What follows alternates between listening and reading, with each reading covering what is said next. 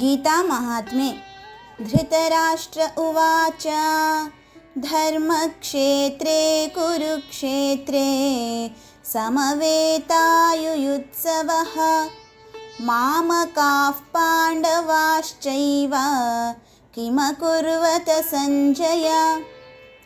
ಪ್ರಥಮೋಧ್ಯಾಯದ ಮೊದಲನೇ ಶ್ಲೋಕದ ಮೊದಲ ಪಾದದಲ್ಲೇ ಧರ್ಮಕ್ಷೇತ್ರೇ ಕುರುಕ್ಷೇತ್ರೇ ಎಂದು ಹೇಳಲಾಗಿದೆ.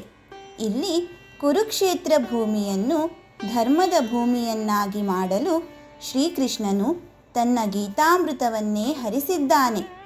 ಹುಟ್ಟುಕುರುಡನಾದ ಧೃತರಾಷ್ಟ್ರನು ಪುತ್ರವ್ಯಾಮೋಹದಿಂದ ಮನಸ್ಸಿನಿಂದಲೂ ಅಂಧನಾಗಿದ್ದನು. ಆದ್ದರಿಂದ ವ್ಯಾಸ ಮಹರ್ಷಿಯು ಯುದ್ಧದಲ್ಲಿ ನಡೆಯುವ ಪ್ರತಿಯೊಂದು ಘಟನೆಯನ್ನು ಧೃತರಾಷ್ಟ್ರನಿಗೆ ತಿಳಿಸಲು ಸಂಜಯನಿಗೆ ದಿವ್ಯದೃಷ್ಟಿಯನ್ನು ನೀಡಿದ್ದನು. ಧೃತರಾಷ್ಟ್ರನಿಗೆ ತನ್ನ ಪುತ್ರನಾದ ದುರ್ಯೋಧನನ ಸೇನೆಯಲ್ಲಿ ಭೀಷ್ಮ ಪಿತಾಮಹ, ದ್ರೋಣಾಚಾರ್ಯ, ಕರ್ಣನಂತಹ ಮಹಾಪರಾಕ್ರಮಿಗಳಿದ್ದರೂ ಮನಸ್ಸಿನಲ್ಲಿ ಕಳವಳವಿತ್ತು. ಮಾತ್ರವಲ್ಲದೆ ಕುಂತಿಯು, ನಿಮ್ಮ ಸೇನೆಯು ಬಹುದೊಡ್ಡದಾಗಿರಬಹುದು, ನಿಮ್ಮಲ್ಲಿ ಮಹಾರಥಿಗಳು ಮಹಾಪರಾಕ್ರಮಿಗಳು ಇರಬಹುದು, ಆದರೆ ನನ್ನ ಮಕ್ಕಳ ಕಡೆಯಲ್ಲಿ ಶ್ರೀಕೃಷ್ಣನಿರುವನು. ಇವನು ಪಾಂಡುಪುತ್ರರಿಗೋಸ್ಕರ, ಅಂದರೆ ಧರ್ಮವನ್ನು ರಕ್ಷಿಸುವುದಕ್ಕೋಸ್ಕರ ಏನನ್ನಾದರೂ ಮಾಡುತ್ತಾನೆ.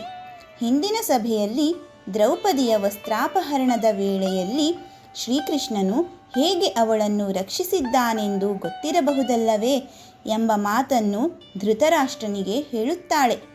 ಆಗಿನಿಂದ ಧೃತರಾಷ್ಟ್ರನಿಗೆ ಮನಸ್ಸಿನಲ್ಲಿ ತುಂಬ ಕಳವಳ, ಭಯ ಉಂಟಾಗಿತ್ತು.